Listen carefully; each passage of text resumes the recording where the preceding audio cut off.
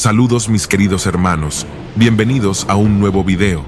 En esta oportunidad entramos a un estudio bíblico muy fascinante, el mensaje a la penúltima iglesia a la que se dirige el Señor Jesucristo en el libro del Apocalipsis. Y es tal vez el mensaje más hermoso de todos los que encontramos dirigidos a estas 7 iglesias del Asia Menor. Sin más preámbulos, acompáñennos en este viaje y adentrémonos en la antigua ciudad de Filadelfia. Bienvenidos distinguidos oyentes. Hoy les presentamos un estudio bíblico bien detallado del mensaje a la iglesia de Filadelfia. Antes de iniciar, no te olvides de suscribirte a nuestro canal y activa la campanita de notificaciones para que YouTube te avise cada vez que publicamos un video nuevo. Empezamos.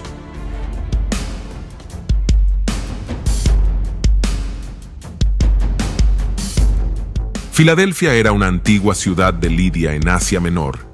Estaba ubicado al sur de Cogamis, en la carretera que conecta Sardis con Colosas, al nivel del actual Alaşehir, hoy en Turquía. Era conocida como la Puerta de Oriente por estar situada en la ruta principal del correo imperial desde Roma al este. Filadelfia fue fundada en el año 189 a.C. por el rey Eumenes II de Pérgamo.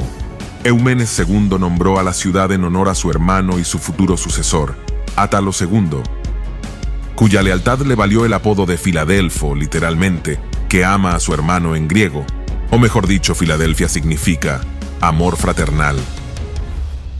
Filadelfia fue fundada con la intención deliberada de que fuera misionera de la cultura y lengua griega hacia Lidia y Frigia, y también cumplió su misión que para el año 19 después de Cristo, los lidios ya habían olvidado su propio lenguaje y les faltaba poco para ser griegos. Ramsay dice que Filadelfia era el centro de difusión de la lengua y de las letras griegas en una tierra pacífica y por medios pacíficos. Filadelfia tenía una gran comunidad judía helenística, como lo demuestran los rastros de las sinagogas. Ahora bien, al no haber tenido heredero, Átalo III Filométor, el último de los reyes de la dinastía atálida de Pérgamo, donó su reino, incluida Filadelfia, a sus aliados romanos cuando murió en el año 133 a.C. Roma estableció entonces la provincia de Asia en el año 129 a.C., al combinar Jonia con el antiguo reino de Pérgamo. Otros detalles de Filadelfia es que estaba ubicada encima de una placa tectónica que le llevó a sufrir continuos terremotos. En el año 17 después de Cristo, Filadelfia fue destruida por completo a causa de uno de ellos, siendo reconstruida por Tiberio. Como resultado de esto, quienes sobrevivieron tenían miedo, y la mayoría vivían fuera de sus murallas, y otros emigraron. Aunque la ciudad permaneció relativamente pequeña, en el siglo I adquirió importancia por su gran actividad comercial. Por la magnificencia de sus edificios públicos y sus templos, llegó a ser conocida como la Pequeña Atenas. La ciudad cambió 3 veces de nombre. Primeramente se llamó Filadelfia. Más tarde, después del terremoto del año 17 después de Cristo, cuando la ciudad fue destruida, Tiberio prestó una generosa ayuda para reconstruirla, y por eso recibió el nombre de Neo-Cesarea en su honor. Y medio siglo más tarde, bajo Vespasiano, volvió a cambiar el nombre por el de Flavia. Ahora bien, en cuanto a la iglesia de Filadelfia, no se sabe ni cuándo ni cómo comenzó la iglesia cristiana en aquella ciudad. Se especula que, al igual que otras congregaciones en la región, su comienzo se debió al esfuerzo misionero de la iglesia de Éfeso, particularmente durante los 3 años del ministerio de Pablo en aquella ciudad. La iglesia de Filadelfia, al igual que la de Esmirna, es la única a la cual el Señor no le hace ningún reproche en su mensaje. Leamos Apocalipsis, capítulo 3, versículo 7 en adelante. Escribe al ángel de la iglesia en Filadelfia. Esto dice el santo, el verdadero, el que tiene la llave de David, el que abre y ninguno cierra, y cierra y ninguno abre. Yo conozco tus obras. He aquí, he puesto delante de ti una puerta abierta, la cual nadie puede cerrar, porque aunque tienes poca fuerza, has guardado mi palabra, y no has negado mi nombre. He aquí, Yo entrego de la sinagoga de Satanás a los que se dicen ser judíos y no lo son, sino que mienten. He aquí, yo haré que vengan y se postren a tus pies, y reconozcan que yo te he amado. Por cuanto has guardado la palabra de mi paciencia, yo también te guardaré de la hora de la prueba que ha de venir sobre el mundo entero, para probar a los que moran sobre la tierra. He aquí, yo vengo pronto. Retén lo que tienes, para que ninguno tome tu corona. Al que venciere, yo lo haré columna en el templo de mi Dios, y nunca más saldrá de allí. Y escribiré sobre él el nombre de mi Dios, y el nombre de la ciudad de mi Dios, la nueva Jerusalén, la cual desciende del cielo, de mi Dios, y mi nombre nuevo. El que tiene oído, oiga lo que el Espíritu dice a las iglesias. Queridos hermanos, aunque en todas las otras cartas el Señor Jesús se vale de símbolos para describirse a sí mismo, y estos proceden de la visión que tuvo Juan de él en el capítulo 1 de Apocalipsis. Sin embargo, en esta carta usa otros títulos diferentes que no encontramos allí. En primer lugar, Jesús se presenta como el Santo, del griego hagios, que significa separado o apartado. Y en este sentido, nuestro Señor es completamente diferente a cualquier Dios o ser de este mundo, ya que su pureza es absoluta. Su naturaleza es completamente libre de todo pecado y maldad. En segundo lugar, el verdadero, del griego alesinos, adjetivo que denota algo que no es ficticio, a diferencia de los dioses o ídolos de este mundo que no son reales. Pero nuestro Dios es real. Su presencia se manifiesta en este mundo para todo aquel que crea en Él, y en Él se encuentra la verdadera doctrina que salva a un pecador. En tercer lugar, el que tiene la llave de David, el que abre y ninguno cierra, y cierra y ninguno abre. Como en ocasiones anteriores, el Señor se sirve de un personaje del Antiguo Testamento para expresar su mensaje a una iglesia. En esta ocasión la cita proviene del profeta Isaías. Leamos Isaías capítulo 22, versículo 22. Y pondré la llave de la casa de David sobre su hombro, y abrirá y nadie cerrará, cerrará y nadie abrirá. Debemos comenzar entendiendo a quién se refería inicialmente esta profecía, para luego pensar en cómo se aplica al Señor Jesucristo. En los días del profeta Isaías gobernaba el rey Ezequías, quien tenía un cortesano llamado Sebna, que actuaba como mayordomo, una especie de jefe de personal que se encargaba de controlar la entrada del palacio real, una posición que comportaba la autoridad más elevada en el reino. Este hombre había actuado de forma impropia de su cargo, buscando su propio beneficio personal. Como consecuencia, el profeta le anuncia que sería transportado por Dios en duro cautiverio y que sería reemplazado en su puesto por un hombre justo y honrado llamado Eliakim. Es acerca de él que Dios dice que pondré la llave de la casa de David sobre su hombro, y abrirá y nadie cerrará, cerrará y nadie abrirá. Eliakim era un hombre íntegro, responsable, que inspiraba confianza y respeto entre el pueblo, un hombre del que se dice que sería asiento de honra a la casa de su padre. Es decir, no sería un hombre como Sebna, que buscaba su propia honra, sino que serviría con fidelidad a la casa de David. Sin duda, fue un honor muy grande para él que fuera ascendido de ese modo, pero ahora vemos que aún recibió un honor más grande, porque en Apocalipsis, el mismo Señor Jesucristo usó las palabras que Isaías dijo acerca de Eliakim para aplicárselas a sí mismo. Esto es lógico, porque el Señor tampoco estaba buscando su propia gloria, sino la de su Padre Celestial. Por eso Cristo es digno de toda autoridad y confianza. Por lo tanto, ahora es el Señor Jesucristo quien tiene la llave de David, y Él mismo es el que abre y ninguno cierra, y cierra y ninguno abre. Esta llave es sin duda un símbolo de autoridad. Nadie puede interferir en lo que Él decide o hace. Solo Jesús determina quién puede entrar en su casa. Y aunque aquí no se nos dice qué es lo que Él cierra y lo que abre, sin embargo, ya se nos ha dicho anteriormente que Él tiene las llaves de la muerte y el Hades. Cristo ha abierto el camino a la salvación y nadie podrá cerrarlo. Pero también es Él quien, cuando las personas rechazan su palabra, cierra la puerta de la salvación y nadie podrá abrirla. En relación a esto último, debemos recordar la forma en la que Dios mismo cerró la puerta del arca de Noé para que nadie más pudiera entrar en ella. En cualquier caso, en el contexto inmediato de esta carta, vamos a ver a continuación que el Señor usa esta llave para cerrar la puerta de la persecución contra ellos y les abre nuevas oportunidades. Continuemos leyendo el mensaje a la iglesia de Filadelfia. Yo conozco tus obras. He aquí, he puesto delante de ti una puerta abierta, la cual nadie puede cerrar, porque aunque tienes poca fuerza, has guardado mi palabra y no has negado mi nombre. En primer lugar, el Señor le hace saber a la iglesia de Filadelfia que conoce sus obras. Se refiere al conocimiento íntimo y sobrenatural del Señor. La frase expresa una declaración general, sin especificar a qué obras se refiere. No se menciona ninguna crítica, aunque las obras están expuestas a la omnisciencia del Señor.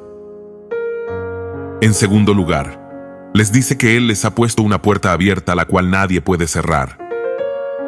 Está claro que se refiere a las puertas de oportunidad abiertas para la proclamación del Evangelio, una de las principales características del fiel servicio a lo largo de toda esta era de la Iglesia.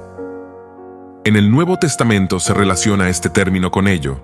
Por ejemplo, cuando Pablo escribió su carta a los Corintios, les dijo que Dios le había abierto puerta para predicar el Evangelio. Leamos 1 Corintios capítulo 16, versículo 9. Porque se me ha abierto una puerta grande y eficaz, aunque muchos son los adversarios. Más tarde, en su segunda carta a los Corintios, les decía que también se le abrió puerta para predicar el Evangelio en Troas. Leamos 2 Corintios capítulo 2, versículo 12 y 13. Cuando llegué a Troas para predicar el Evangelio de Cristo, aunque se me abrió puerta en el Señor, no tuve reposo en mi espíritu, por no haber hallado a mi hermano Tito. Así, despidiéndome de ellos, partí para Macedonia. Por tanto, la puerta abierta que se menciona aquí en Apocalipsis se refiere a la actividad misionera que esta iglesia realizaba y la cual Dios respaldaba. Queridos míos, como discípulos de Cristo todos estamos llamados a ir por todo el mundo para predicar este glorioso evangelio y discipular a los convertidos. En tercer lugar, tienes poca fuerza. Esto hace referencia a la condición minoritaria de los creyentes de Filadelfia. La era de la iglesia de Filadelfia se caracteriza por congregaciones pequeñas, que, de acuerdo a las normas humanas, son débiles. Por supuesto, esto es la verdadera fuerza. Como el Espíritu Santo nos dice a través del apóstol Pablo, cuando soy débil, entonces soy fuerte. Es probable que la congregación tuviese poca influencia entre los ciudadanos de Filadelfia, pero sus obras eran irreprensibles. Tal vez los creyentes de Filadelfia pertenecían a la clase proletaria, sin poder político ni económico, pero guardaban un excelente testimonio. En cuarto lugar, has guardado mi palabra. De los creyentes en Filadelfia, el Señor Jesucristo dice que habían guardado su palabra. Al fin y al cabo, lo que debe caracterizar al pueblo de Dios es su obediencia a la palabra. Ellos habían permanecido fieles al mensaje del Evangelio, sin alterar su contenido ni abrazar enseñanzas heréticas. Por supuesto, este es uno de los propósitos principales de Satanás al atacar la iglesia: quitar de ella la palabra de Dios o diluirla mezclándola con otras cosas. Esta iglesia se nos presenta como un ejemplo de pureza en este sentido. En quinto lugar, y no has negado mi nombre. Parece que en algún momento los creyentes allí habían sido tentados a negar el nombre de Cristo, pero no habían caído en ella. En relación a esto, es interesante recordar que la ciudad de Filadelfia había cambiado 3 veces de nombre para dar honor a sus distintos benefactores, pero la iglesia se había mantenido fiel al nombre de Cristo.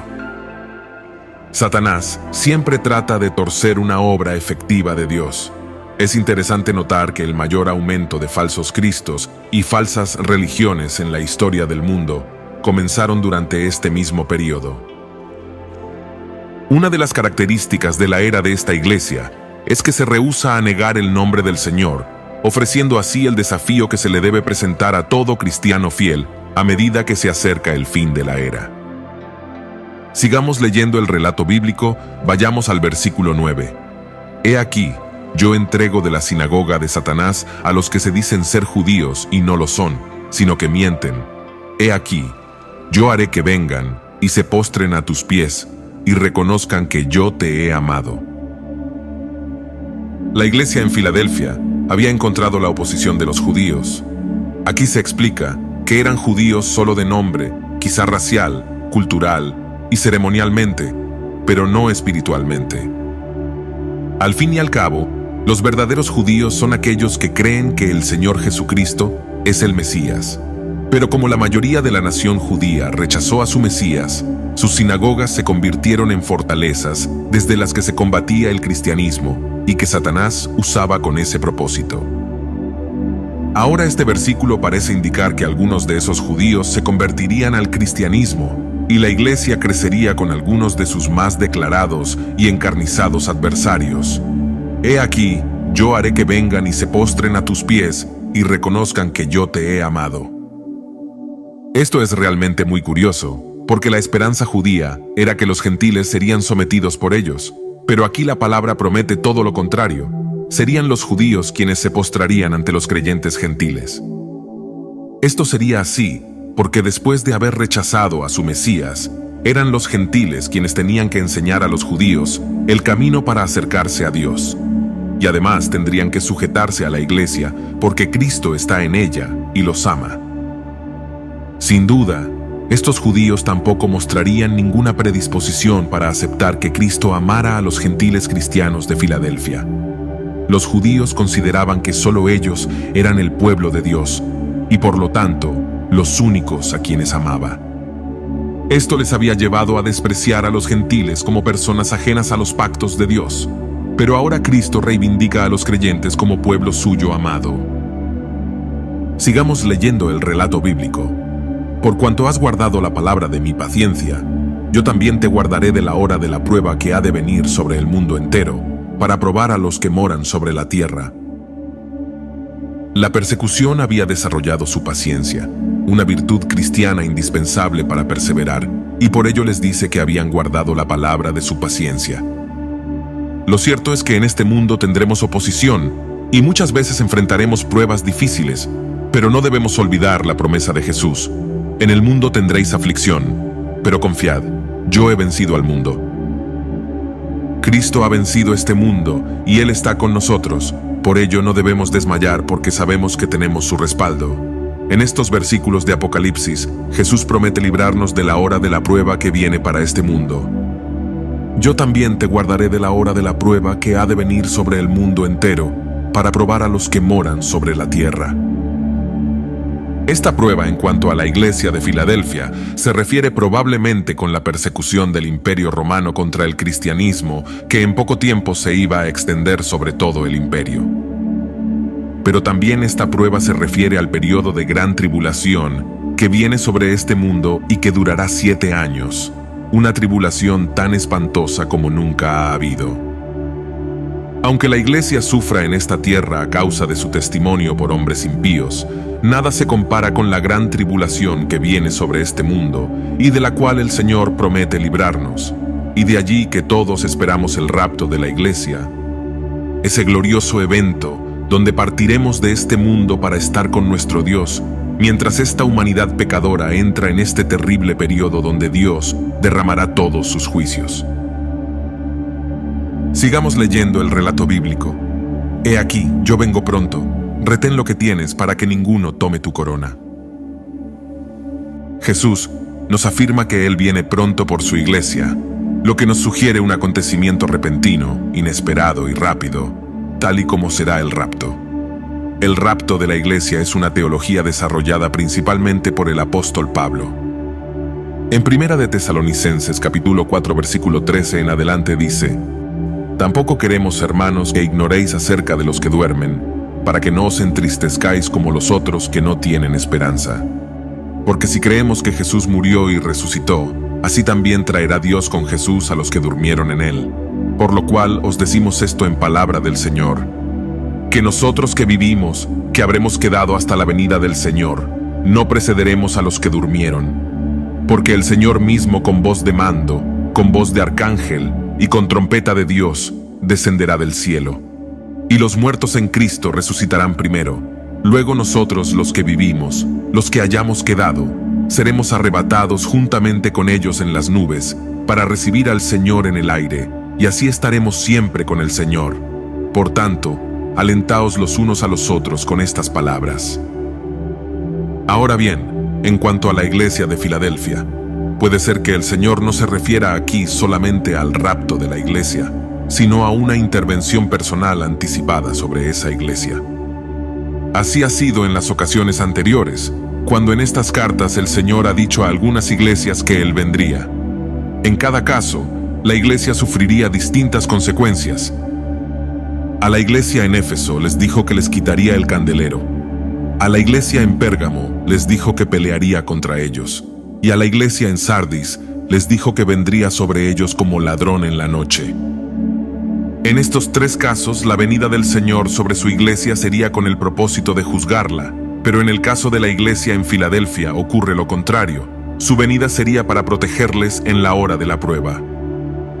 Ahora bien, el relato bíblico también dice: retén lo que tienes para que ninguno tome tu corona.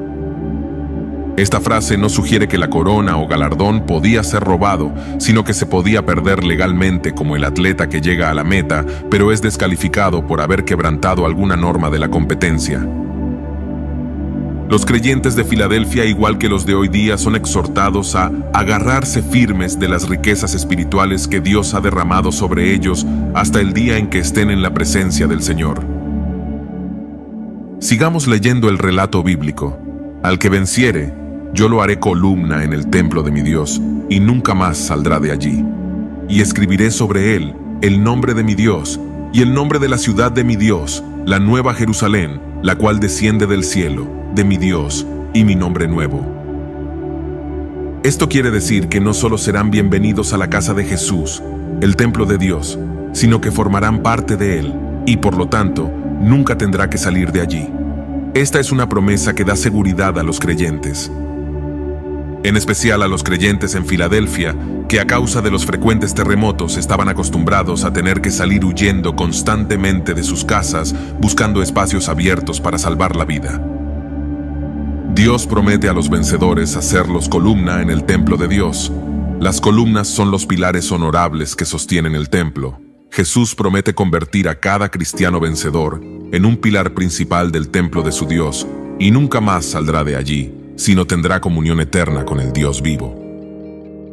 En el Asia Menor, los paganos acostumbraban escribir el nombre de un sacerdote que moría en el pilar del templo donde él había servido. De igual manera, el Señor promete escribir nuestros nombres en la ciudad de Dios. Y no solo eso, sino también Cristo promete revelar un nombre nuevo, el cual simboliza la revelación plena de su carácter divino. Queridos míos, qué gran ejemplo nos dejó la iglesia de Filadelfia. Todos debemos anhelar ser como los miembros de esta iglesia, fuertes y valientes, vestidos con la armadura y el poder de Dios. Sigamos luchando sin desmayar, porque con Cristo somos más que vencedores. Y así llegamos al final de este video. Gracias por ser parte de nuestro canal Sabiduría. Dios te bendiga grandemente a ti y a tu familia. De mi parte es todo, y conmigo será hasta un próximo video.